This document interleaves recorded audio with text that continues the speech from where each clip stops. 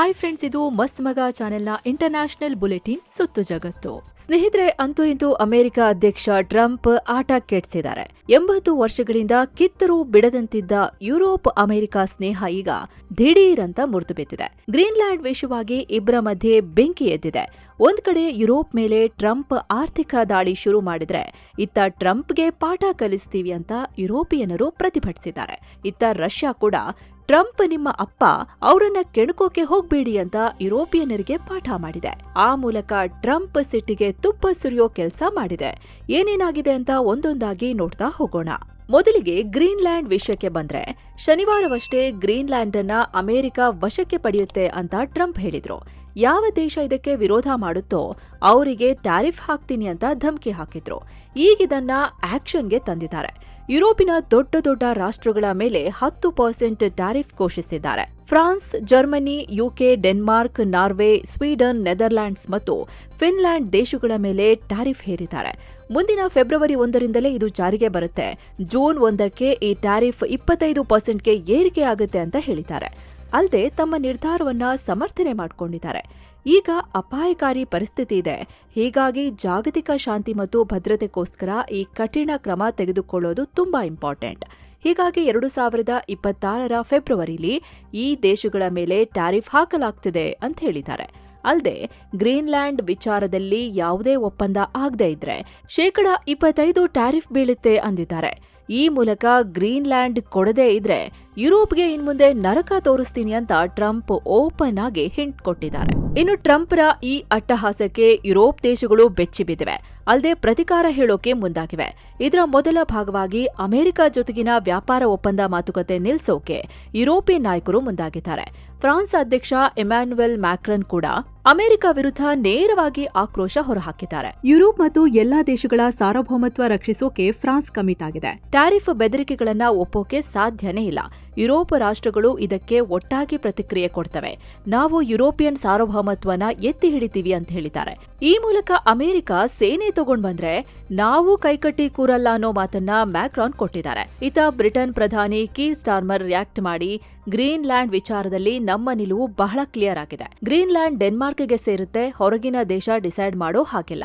Arctic ಪ್ರದೇಶ ನ್ಯಾಟೋದ ಪ್ರತಿಯೊಂದು ದೇಶಕ್ಕೂ strategically important. Russia ವಿರುದ್ಧ ನಾವು ಒಟ್ಟಾಗಬೇಕು, ಹಾಗಂತ ನ್ಯಾಟೋ ಮಿತ್ರರಿಗೆ ಶಿಕ್ಷೆ ಕೊಡೋದು ಸರಿಯಲ್ಲ. ಈ ಸಮಸ್ಯೆ ಬಗ್ಗೆ ಬ್ರಿಟನ್ ಅಮೆರಿಕ ಜೊತೆ ಮಾತುಕತೆ ಮಾಡುತ್ತೆ ಅಂತ ಹೇಳಿದ್ದಾರೆ. ಈ ಕಡೆ ಸ್ವೀಡನ್ ಪ್ರಧಾನಿ ಉಲ್ಫ್ ಕ್ರಿಸ್ಟಸ್ಸನ್ ಅಮೆರಿಕ ಅಧ್ಯಕ್ಷ ಟ್ರಂಪ್ರ ಟ್ಯಾರಿಫ್ ಬೆದರಿಕೆನ ರಿಜೆಕ್ಟ್ ಮಾಡಿದ್ದಾರೆ. ಅಲ್ಲದೆ ನಮ್ಮನ್ನ ಬ್ಲಾಕ್ ಮೇಲ್ ಮಾಡೋಕೆ ನಾವು ಬಿಡಲ್ಲ ಅಂದಿದ್ದಾರೆ. ಇನ್ನೊಂದು ಕಡೆ ಯುರೋಪಿಯನ್ ಪಾರ್ಲಿಮೆಂಟ್ನ ಅತಿ ದೊಡ್ಡ ರಾಜಕೀಯ ಗುಂಪು ಯುರೋಪಿಯನ್ ಪೀಪಲ್ಸ್ ಪಾರ್ಟಿಯ ಅಧ್ಯಕ್ಷ ಮ್ಯಾನ್ಫ್ರೆಡ್ ವೆಬರ್ ಮಾತನಾಡಿದ್ದಾರೆ. ಯುರೋಪಿಯನ್ ಒಕ್ಕೂಟ ಮತ್ತು ಅಮೆರಿಕ ನಡುವಿನ ವ್ಯಾಪಾರ ಒಪ್ಪಂದಕ್ಕೆ ನಾವು ಯುರೋಪಿಯನ್ ಪೀಪಲ್ಸ್ ಪಾರ್ಟಿ ಬೆಂಬಲಿಸುತ್ತಿತ್ತು. ಈಗ ಟ್ರಂಪ್ ಅವರು ಗ್ರೀನ್ಲ್ಯಾಂಡ್ ವಿಚಾರವಾಗಿ ಬೆದರಿಕೆ ಹಾಕಿರೋದ್ರಿಂದ ಈ ಒಪ್ಪಂದಕ್ಕೆ ಈ ಹಂತದಲ್ಲಿ ಅನುಮೋದನೆ ನೀಡೋಕೆ ಸಾಧ್ಯ ಇಲ್ಲ. ಅಮೆರಿಕದ ಪ್ರಾಡಕ್ಟ್ಗಳ ಮೇಲೆ ಕಡಿಮೆ ಟ್ಯಾರಿಫ್ ಹಾಕೋ ಒಪ್ಪಂದನ ಈಗ ಹೋಲ್ಡ್ನಲ್ಲಿಡಬೇಕು ಅಂದಿದ್ದಾರೆ. ಅತ್ತ European council president Antonio Costa ಅಮೆರಿಕದ ಈ ಬೆದರಿಕೆಯನ್ನ ಒಪ್ಪೋಕೆ ಆಗಲ್ಲ ಅಂದಿದ್ದಾರೆ. ಯುರೋಪಿಯನ್ ಒಕ್ಕೂಟ ಯಾವತ್ತೂ ಅಂತಾರಾಷ್ಟ್ರೀಯ ಕಾನೂನು ರಕ್ಷಿಸೋಕೆ ದೃಢವಾಗಿ ನಿಲ್ಲುತ್ತೆ. ಅದು ಯುರೋಪಿಯನ್ ಒಕ್ಕೂಟದ ಸದಸ್ಯ ದೇಶಗಳ ರಕ್ಷಣೆಯಿಂದಲೇ ಸ್ಟಾರ್ಟ್ ಆಗುತ್ತೆ ಅಂತ ಹೇಳಿದ್ದಾರೆ. ಹಾಗೆ ಯುರೋಪಿಯನ್ ಒಕ್ಕೂಟದ ಕಲಾಸ್ ರಿಯಾಕ್ಟ್ ಮಾಡಿ, ಈಗ ಪಾಶ್ಚಿಮಾತ್ಯ ದೇಶಗಳ ನಡುವೆ ಒಡಕು ಉಂಟಾಗ್ತಿದೆ, ಇದರಿಂದ ಚೀನಾ ಮತ್ತು ರಷ್ಯಾಗೆ ಬೆನಿಫಿಟ್ ಆಗ್ತಿದೆ ಅಂತ ಎಚ್ಚರಿಕೆ ನೀಡಿದ್ದಾರೆ. ಡೆನ್ಮಾರ್ಕ್ ವಿದೇಶಾಂಗ ಸಚಿವ ಟ್ರಂಪ್ರ ಈ ನಡೆ ನಿರೀಕ್ಷಿಸಿರಲಿಲ್ಲ ಅಂದಿದ್ದಾರೆ. ಈ ಮೂಲಕ ಗ್ರೀನ್ಲ್ಯಾಂಡ್ ವಿಷಯದಲ್ಲಿ ನಾವು ರಾಜಿ ಆಗಲ್ಲ ಅಂತ ಇಡೀ ಯುರೋಪ್ ಮತ್ತೆ ಕಠಿಣ ಪದಗಳಲ್ಲಿ ಹೇಳಿದೆ. ಅಲ್ಲದೆ ಟ್ರಂಪ್ರ ಬೆದರಿಕೆ ಸಂಬಂಧ ತುರ್ತು ಸಭೆ ನಡೆಸೋಕೆ ಯುರೋಪಿಯನ್ ಒಕ್ಕೂಟ ಮುಂದಾಗಿದೆ. ಶೀಘ್ರದಲ್ಲೇ ಈ ಸಭೆ ಆಗಲಿದೆ. ಇದೆಲ್ಲದರ ನಡುವೆ ಟ್ರಂಪ್ರ ಈ ಟ್ಯಾರಿಫ್ಗೆ ನ್ಯಾಟೋ ರಾಷ್ಟ್ರಗಳ ಕಿತ್ತಾಟಕ್ಕೆ ಪುಟಿನ್ರ ರಾಯಭಾರಿ ಕಿರಿಲ್ ಡಿಮಿಟ್ರಿಯವ್ ಇಂಟ್ರೆಸ್ಟಿಂಗ್ ಪ್ರತಿಕ್ರಿಯೆ ನೀಡಿದ್ದಾರೆ. ನಿಮ್ಮಪ್ಪನ ಕೆಣಕ್ಬೇಡಿ ಅಂತ ಯುರೋಪ್ ರಾಷ್ಟ್ರಗಳಿಗೆ ವಾರ್ನಿಂಗ್ ಕೊಟ್ಟಿದ್ದಾರೆ. ಗ್ರೀನ್ಲ್ಯಾಂಡ್ಗೆ ಸೇನೆ ಕಳಿಸಿ UK, Denmark, France, Germany dangerous game ಆಡ್ತಿವೆ. ಅದಕ್ಕೆ ಟ್ರಂಪ್ 10% ಟ್ಯಾರಿಫ್ ಹಾಕಿದ್ದಾರೆ. ಯುರೋಪ್ ಕಳಿಸೋ ಒಂದೊಂದು ಸೈನಿಕರಿಗೆ 1% ಟ್ಯಾರಿಫ್ ಬೀಳುತ್ತೆ. ನಿಮ್ಮ ಡ್ಯಾಡಿ ಅಂದ್ರೆ ನಿಮ್ಮ ಅಪ್ಪ ಟ್ರಂಪ್ರನ್ನ ಕೆಣಕ್ಬೇಡಿ ಅಂತ ಹೇಳಿದ್ದಾರೆ. ಅಂದಾಗೆ ಇಲ್ಲಿ ಇವರು ಡ್ಯಾಡಿ ಅನ್ನೋ ಪದ ಬಳಸಿರೋದಕ್ಕೂ ಕಾರಣ ಇದೆ. ಈ ಹಿಂದೆ ನ್ಯಾಟೋ ಪ್ರಧಾನ ಕಾರ್ಯದರ್ಶಿ ಮಾರ್ಕ್ ರುಟ್ಟೆ ಟ್ರಂಪ್ ರನ್ನ ಡ್ಯಾಡಿ ಅಂತ ಕರೆದಿದ್ರು. ಇರಾನ್ ಇಸ್ರೇಲ್ ಯುದ್ಧ ನಿಲ್ಲಿಸೋ ವಿಷಯದಲ್ಲಿ ಈ ರೀತಿ ಹೇಳಿದ್ರು. ಹೀಗಾಗಿ ರಷ್ಯಾದ ಅಧ್ಯಕ್ಷರ ರಾಯಭಾರಿ ಕೂಡ ಡ್ಯಾಡಿ ಪದ ಬಳಸಿ ಕುಟುಕಿದ್ದಾರೆ. ಇಷ್ಟೆಲ್ಲ ಬೆಳವಣಿಗೆಗಳ ಮಧ್ಯೆ ಗ್ರೀನ್ಲ್ಯಾಂಡ್ ಒಳಗೂ ದೊಡ್ಡ ಪ್ರತಿಭಟನೆ ಭುಗಿಲೆದ್ದಿದೆ. ಸಾವಿರಾರು ಜನ ಅಂದ್ರೆ ಗ್ರೀನ್ಲ್ಯಾಂಡ್ ಒಟ್ಟು ಜನಸಂಖ್ಯೆ ಪೈಕಿ ಆಲ್ಮೋಸ್ಟ್ 10% ಜನಸಂಖ್ಯೆ ಬೀದಿಗಿಳಿದಿದ್ದಾರೆ. ಟ್ರಂಪ್ರ ಬೆದರಿಕೆಗೆ ಆಕ್ರೋಶ ಹೊರಹಾಕಿದ್ದಾರೆ. ತಮ್ಮ ರಾಷ್ಟ್ರಧ್ವಜ ಹಾರಿಸಿ ಗ್ರೀನ್ಲ್ಯಾಂಡ್ ಮಾರಾಟಕ್ಕಿಲ್ಲ ಅಂತ ಘೋಷಣೆ ಕೂಗಿದ್ದಾರೆ. ಅತ್ತ ಡೆನ್ಮಾರ್ಕ್ನಲ್ಲೂ ಟ್ರಂಪ್ ವಿರುದ್ಧ ರ್ಯಾಲಿ ನಡೆದಿದೆ. ಇನ್ನು ಇರಾನ್ ವಿಷಯದಲ್ಲೂ ಟ್ರಂಪ್ ದೊಡ್ಡ ಹೇಳಿಕೆ ಕೊಟ್ಟಿದ್ದಾರೆ. 37 ವರ್ಷಗಳ ಖಮೇನಿ ಆಡಳಿತದ ಅಂತ್ಯಕ್ಕೆ ಬಹಿರಂಗವಾಗಿ ಕರೆ ನೀಡಿದ್ದಾರೆ. ಖಮೇನಿ ಆಡಳಿತವನ್ನ ಕಿತ್ತೆಸೆಯೋಕೆ ಹೊಸ ನಾಯಕತ್ವವನ್ನ ಆಯ್ಕೆ ಮಾಡೋಕೆ ಇದು ಸರಿಯಾದ ಸಮಯ ಅಂತ ಟ್ರಂಪ್ ಹೇಳಿದ್ದಾರೆ. ಅಲ್ಲದೆ ಖಮೇನಿ ಒಬ್ಬ ಅಸ್ವಸ್ಥ ವ್ಯಕ್ತಿ. ಆತನ ನಾಯಕತ್ವದಿಂದ ಇರಾನ್ನ ಯಾವುದೇ ಜಾಗ ಕೂಡ ಸರಿಯಾಗಿ ಅಭಿವೃದ್ಧಿಯಾಗಿಲ್ಲ. ಅಲ್ಲಿನ ಜನರಿಗೆ ಬದುಕೋಕೆ ದಾರಿ ಇಲ್ಲ ಅಂದಿದ್ದಾರೆ. ಇತ್ತೀಚೆಗಷ್ಟೇ ಖಮೇನಿ ಟ್ರಂಪ್ ಒಬ್ಬ ಕ್ರಿಮಿನಲ್, ಇರಾನ್ ಪರಿಸ್ಥಿತಿಗೆ ಟ್ರಂಪ್ ಕಾರಣ ಅಂತ ಗುಡುಗಿದ್ರು. ಈಗ ಟ್ರಂಪ್ ಈ ತರ ಹೇಳಿದ್ದಾರೆ. ಇನ್ನೊಂದ್ ಕಡೆ ಅಮೆರಿಕ ಇರಾನ್ ಜನರಿಗೆ ದೊಡ್ಡ ಆಫರ್ ಕೊಟ್ಟಿದೆ. ಇರಾನ್ನ ರೆವಲ್ಯೂಷನರಿ ಗಾರ್ಡ್ ಕೋರ್ ಸೈನಿಕರ ಚಟುವಟಿಕೆಗಳ ಬಗ್ಗೆ ನಮಗೆ ಮಾಹಿತಿ ಕೊಡಿ ಅಂತ ಕೇಳಿದೆ. ಇದಕ್ಕೆ ಪ್ರತಿಯಾಗಿ ನಿಮಗೆ ಹಣ ಮತ್ತು ಬೇರೆ ದೇಶಗಳಲ್ಲಿ ನೆಲೆಸೋಕೆ ಸಹಾಯ ಮಾಡ್ತೀವಿ ಅಂತ ಬಹಿರಂಗವಾಗಿ ಆಮಿಷ ಒಡ್ಡಿದೆ. ಇರಾನ್ ಸರ್ಕಾರ ಇರಾನ್ ಜನತೆಯ $1 ಬಿಲಿಯನ್ ಹಣವನ್ನ ತನ್ನ ರೆವಲ್ಯೂಷನರಿ ಗಾರ್ಡ್ ಸೈನಿಕರಿಗೆ ಬಳಸ್ತಿದೆ. ಇದೇ ಹಣವನ್ನ ಅಲ್ಲಿನ ಜನರ ಮೇಲೆ ದೌರ್ಜನ್ಯ ಮಾಡೋಕೆ ಬಳಸಲಾಗ್ತಿದೆ. ಸೊ ಆ ಸೈನಿಕರ ಆಕ್ಟಿವಿಟಿಗಳ ಬಗ್ಗೆ ಮಾಹಿತಿ ಕೊಡಿ, ನಮ್ಮಿಂದ ನಿಮಗೆ ಬಹುಮಾನ ಸಿಗುತ್ತೆ ಅಂತ ಟ್ರಂಪ್ ಸರ್ಕಾರ ಆಫರ್ ಇಟ್ಟಿದ್ದಾರೆ. ಈ ಮೂಲಕ ಇರಾನ್ನಲ್ಲಿ ಅವರವರಿಗೆ ತಂದಿಡೋ ಕೆಲಸವನ್ನ ಟ್ರಂಪ್ ಜೋರು ಮಾಡಿದ್ದಾರೆ. ಇರಾನ್ನಲ್ಲಿ ಆಂತರಿಕ ಸಂಘರ್ಷ ಹೆಚ್ಚು ಮಾಡೋ ಪ್ರಯತ್ನ ಮಾಡಿದ್ದಾರೆ. ಇನ್ನು ಅಮೆರಿಕ ಮತ್ತೆ ಸಿರಿಯಾಗೆ ನುಗ್ಗಿ ದಾಳಿ ಮಾಡಿದೆ. ಆಪರೇಷನ್ ಹಾಕೈ ಸ್ಟ್ರೈಕ್ ಹೆಸರಲ್ಲಿ ಎಕ್ಯೂ ಉಗ್ರರನ್ನ ಹೊಡೆದಾಕಿದೆ. ಈತನನ್ನ ಬಿಲಾಲ್ ಹಸನ್ ಅಲ್ ಜಸೀಮ್ ಅಂತ ಗುರುತಿಸಲಾಗಿದೆ. ಈತ ಐಎಸ್ ಉಗ್ರ ಸಂಘಟನೆ ಜೊತೆ ಲಿಂಕ್ ಹೊಂದಿದ್ದ. ಸಿರಿಯಾದಲ್ಲಿ 3 ಅಮೆರಿಕನ್ನರ ಸಾವಿಗೆ ಕಾರಣನಾಗಿದ್ದ ಅಂತ ಅಮೆರಿಕದ ಸೆಂಟ್ರಲ್ ಕಮಾಂಡ್ ತಿಳಿಸಿದೆ. ಅಲ್ಲದೆ ಇದು ನಮ್ಮ ದೃಢ ಸಂಕಲ್ಪ, ಅಮೆರಿಕನ್ ಪ್ರಜೆಗಳ ಮತ್ತು ನಮ್ಮ ಸೈನಿಕರ ಮೇಲೆ ದಾಳಿ ಮಾಡೋರ್ಗೆ ಎಲ್ಲೂ ಸೇಫ್ ಜಾಗ ಇಲ್ಲ, ನಾವು ನಿಮ್ಮನ್ನ ಹುಡುಕಿ ಹೊಡಿತೀವಿ ಅಂತ ಅಮೆರಿಕದ ಸೆಂಟ್ರಲ್ ಕಮಾಂಡ್ ತಿಳಿಸಿದೆ. ಈ ಮೂಲಕ ಭರ್ತಿ 3ನೇ ಸಲ ಅಮೆರಿಕ ಸಿರಿಯಾದಲ್ಲಿ ದಾಳಿ ಮಾಡಿದೆ. ಈ ಮೂಲಕ ಕಳೆದ ಕೆಲ ದಿನಗಳಿಂದ ಸಿರಿಯಾದಲ್ಲಿ ಅಮೆರಿಕ 100ಕ್ಕೂ ಹೆಚ್ಚು ಉಗ್ರರನ್ನ ಹೊಸಕಿ ಹಾಕಿದೆ. ಅವರ ಆಯುಧಾಗಾರಗಳ ಮತ್ತು ಇನ್ಫ್ರಾಸ್ಟ್ರಕ್ಚರ್ ಮೇಲೆ ದಾಳಿ ಮಾಡಿದೆ. ಇನ್ನು ಹೀಗೆ ಇಡೀ ಜಗತ್ತು ಮುಂದೇನಾಗುತ್ತೋ ಅಂತ ಗಾಬರಿಯಾಗಿದ್ರೆ ಇತ್ತ ಪಾಕ್ ಪ್ರಧಾನಿ ಮತ್ತೆ ಕಾಮಿಡಿ ಮಾಡಿದ್ದಾರೆ. ಭಯೋತ್ಪಾದನೆ ಮಟ್ಟ ಹಾಕೋಕೆ ನಾವು ದೃಢ ನಿಶ್ಚಯ ಮಾಡ್ಬಿಟ್ಟಿದೀವಿ, ಪಾಕಿಸ್ತಾನದೊಳಗಿನ ಉಗ್ರವಾದವನ್ನ ನಾವು ಹಿಂದೂ ಮಹಾಸಾಗರಕ್ಕೆ ಎಸಿತೀವಿ ಅಂದಿದ್ದಾರೆ. ಜೊತೆಗೆ ಉಗ್ರರಿಗೆ ನಮ್ಮ ಶತ್ರುಗಳು ಸಪೋರ್ಟ್ ಮಾಡ್ತಿದ್ದಾರೆ. ಪಾಕಿಸ್ತಾನದಲ್ಲಿ ಭಯೋತ್ಪಾದನೆಗೆ ಸಿಕ್ಕಿ 1 ಲಕ್ಷಕ್ಕೂ ಅಧಿಕ ಜನರು ಪ್ರಾಣ ಕಳ್ಕೊಂಡಿದ್ದಾರೆ. ಅಂತಾರಾಷ್ಟ್ರೀಯ ಸಮುದಾಯಗಳು ಪಾಕಿಸ್ತಾನದ ಈ ಬಲಿದಾನವನ್ನ ಗುರುತಿಸಬೇಕು ಅಂತ ಹೇಳ್ಕೊಂಡಿದ್ದಾರೆ. ಬಾಂಗ್ಲಾದಲ್ಲಿ ಭಾರತದ ರಾಜತಾಂತ್ರಿಕ ನಡೆಯೊಂದು ಈಗ ಅಂತಾರಾಷ್ಟ್ರೀಯ ಮಟ್ಟದಲ್ಲಿ ಚರ್ಚೆಗೆ ಗ್ರಾಸವಾಗಿದೆ. ಢಾಕಾದಲ್ಲಿರೋ ಭಾರತದ ಹೈಕಮಿಷನ್ ಅಧಿಕಾರಿಗಳು ಅಲ್ಲಿನ ಜಮಾತ್ ಎ ಇಸ್ಲಾಮಿ ಪಕ್ಷದ ಮುಖ್ಯಸ್ಥರನ್ನ ಭೇಟಿಯಾಗಿ ಮಾತುಕತೆ ನಡೆಸಿದ್ದಾರೆ. ಈ ಜಮಾತ್ ಸಂಘಟನೆ ಐತಿಹಾಸಿಕವಾಗಿ ಭಾರತ ವಿರೋಧಿ ಹಾಗೂ ಪಾಕಿಸ್ತಾನದ ಪರ ನಿಲುವು ಹೊಂದಿರೋ ಪಕ್ಷ. ಶೇಖ್ ಹಸೀನಾ ಅಧಿಕಾರದಲ್ಲಿದ್ದಾಗ ಇವರನ್ನ ಉಗ್ರಗಾಮಿಗಳು ಅಂತ ಬ್ಯಾನ್ ಕೂಡ ಮಾಡಲಾಗಿತ್ತು. ಈಗ ಆ ಲೀಡರ್ಗಳ ಜೊತೆಗೆ ಭಾರತದ ಅಧಿಕಾರಿಗಳು ಮಾತುಕತೆ ಮಾಡಿದ್ದಾರೆ. ಇದನ್ನ ಸರ್ಕಾರ ಕನ್ಫರ್ಮ್ ಕೂಡ ಮಾಡಿದೆ. ಇದೊಂದು ಕೇವಲ ರುಟೀನ್ ಭೇಟಿ ಅಷ್ಟೇ ಅಂತ ವಿದೇಶಾಂಗ ಸಚಿವಾಲಯ ಹೇಳಿದೆ. ಬಾಂಗ್ಲಾದೇಶದಲ್ಲಿ ನಾವು ಕಾರ್ಯನಿರ್ವಹಿಸುತ್ತಿದ್ದೀವಿ ಅಂದಮೇಲೆ ಅಲ್ಲಿನ ಎಲ್ಲಾ ಪ್ರಮುಖ ರಾಜಕೀಯ ಪಕ್ಷಗಳು ಮತ್ತು ಸಂಘಟನೆಗಳ ಜೊತೆ ಸಂಪರ್ಕದಲ್ಲಿರೋದು ನಮ್ಮ ಕೆಲಸದ ಒಂದು ಭಾಗ ಅಂತ ಸರ್ಕಾರ ಹೇಳಿದೆ.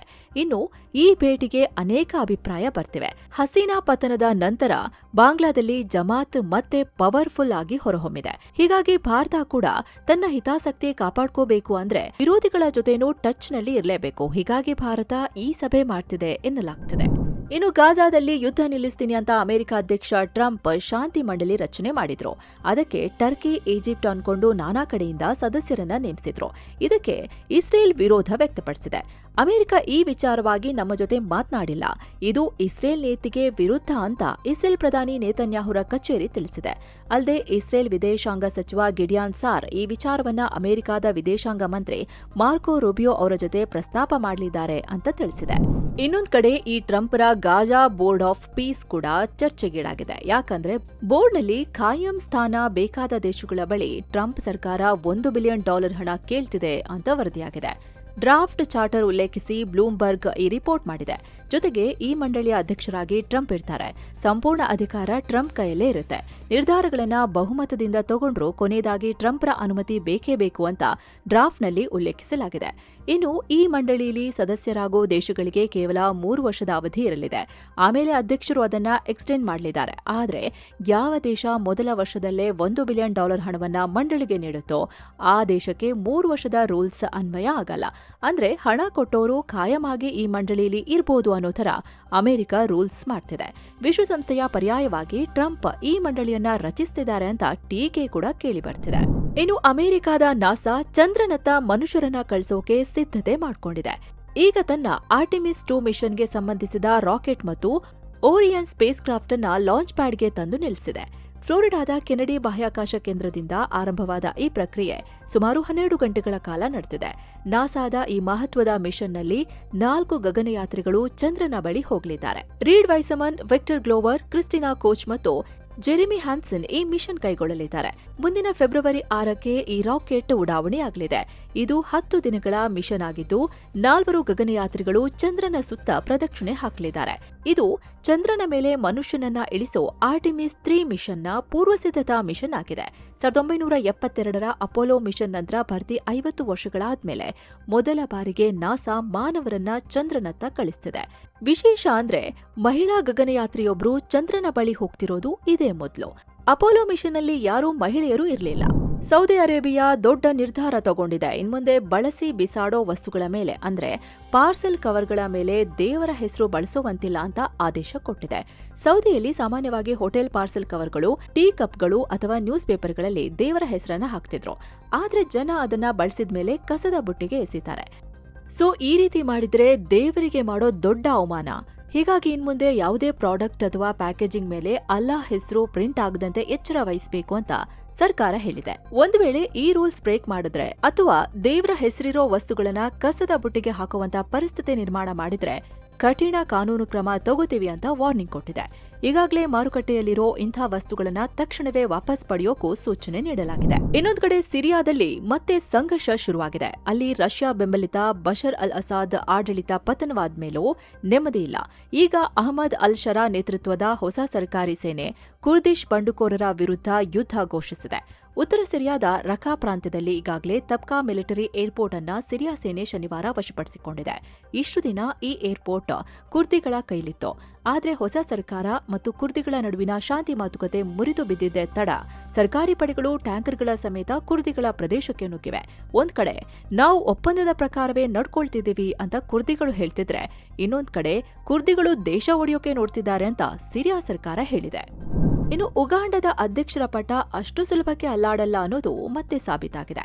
ಕಳೆದ 40 ವರ್ಷಗಳಿಂದ ಉಗಾಂಡ ಆಳ್ತಿರೋ 81 ವರ್ಷದ ಯೋವೇರಿ ಮುಸೆವೆನಿ ಮತ್ತೆ ಎಲೆಕ್ಟ್ ಆಗಿದ್ದಾರೆ. ಬರೋಬ್ಬರಿ 7ನೇ ಬಾರಿಗೆ ಅಧ್ಯಕ್ಷರಾಗಿ ಆಯ್ಕೆಯಾಗಿದ್ದಾರೆ. ಶನಿವಾರ ಪ್ರಕಟವಾದ ಎಲೆಕ್ಷನ್ ರಿಸಲ್ಟ್ನಲ್ಲಿ ಮುಸೆವೆನಿಗೆ 58% ವೋಟ್ ಬಿದ್ದಿದೆ ಅಂತ ಅಲ್ಲಿನ ಎಲೆಕ್ಷನ್ ಕಮಿಷನ್ ಅನೌನ್ಸ್ ಮಾಡಿದೆ. ಇನ್ನು ಎಂದಿನಂತೆ ವಿರೋಧ ಪಕ್ಷಗಳು ಇದಕ್ಕೆ ಆಕ್ಷೇಪ ವ್ಯಕ್ತಪಡಿಸಿವೆ. ಇದು ಪಕ್ಕಾ ಮೋಸದ ಎಲೆಕ್ಷನ್, ಬ್ಯಾಲೆಟ್ ಬಾಕ್ಸ್ಗಳನ್ನ ಮುಸೆವೆನಿ ಬೆಂಬಲಿತರೇ ತುಂಬಿದ್ದಾರೆ ಅಂತ ಆರೋಪ ಮಾಡ್ತಿದ್ದಾರೆ. ಎಲೆಕ್ಷನ್ ಟೈಮ್ನಲ್ಲಿ ಇಡೀ ದೇಶದಲ್ಲಿ ಇಂಟರ್ನೆಟ್ ಬಂದ್ ಮಾಡಲಾಗಿತ್ತು, ಸೋಷಿಯಲ್ ಮೀಡಿಯಾ ಬ್ಯಾನ್ ಆಗಿತ್ತು. ಜನರ ಧ್ವನಿ ಅಡಗಿಸಿ ಮುಸೆವೆನಿ ಮತ್ತೆ ಅಧಿಕಾರ ಹಿಡಿದಿದ್ದಾರೆ ಅಂತ ವಿಪಕ್ಷಗಳು ದೂರಿವೆ. ಆದ್ರೆ ಇದ್ಯಾವುದಕ್ಕೂ ಕೇರ್ ಮಾಡದ ಮುಸೆವೆನಿ ಮತ್ತೆ ನಾನು ಅಧ್ಯಕ್ಷ ಅಂತ ಕುರ್ಚಿಯೇರಿದ್ದಾರೆ. ಈ ಮೂಲಕ 80% ಯುವಕರೇ ಇರೋ ಉಗಾಂಡಗೆ 80 ದಾಟಿದ ವೃದ್ಧ ಅಧ್ಯಕ್ಷರೇ ನಾಯಕರಾಗಿದ್ದಾರೆ. ಸೊ ಫ್ರೆಂಡ್ಸ್, ಇದಾಗಿತ್ತು ಇವತ್ತಿನ ಜಗತ್ತಿನ ಸುತ್ತಾಟ. ಮತ್ತೆ ಭೇಟಿ ಆಗ್ತಿರೋಣ. ನಮಸ್ಕಾರ.